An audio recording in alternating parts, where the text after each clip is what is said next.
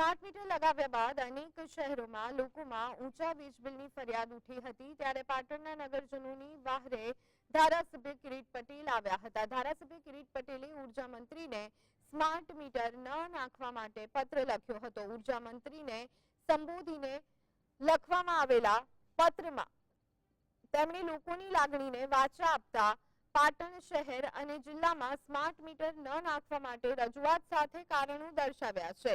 તેમણે અનેક શહેરોમાં સ્માર્ટ મીટર બાદ ઊંચા વીજ બિલ આવતા હોવાનું તથા આ સ્માર્ટ મીટર મુદ્દે હાઈકોર્ટમાં પિટિશન ચાલી રહી હોવાની રજૂઆત કરી છે। વધુમાં સવાલ ઉઠાવ્યો છે કે રાજ્ય સરકારે થોડા સમય પહેલા જ કરોડોના ખર્ચે મીટરો બદલ્યા છે, તો પછી શા માટે આ મીટરો બદલવામાં આવી રહ્યા છે? જો પાટણ શહેર અને જિલ્લામાં સ્માર્ટ મીટરો લગાવશે તો તેમણે ઉગ્ર વિરોધ કરવાની ચીમકી પણ ઉચ્ચારી હતી।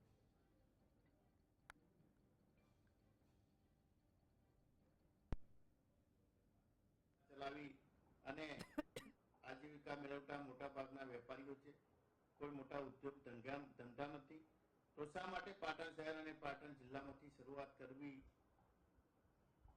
એ યોગ્ય નથી। અને અમારો વિરોધ કરવા છતાં, અમારી રજૂઆત છતાં પણ પાટણ જિલ્લાની કે શહેરની અંદર સ્માર્ટ મીટર લગાવવામાં આવશે તો પ્રજાને સાથે રાખીને વિરોધ કરીશું, એની પણ અમે રજૂઆત કરી।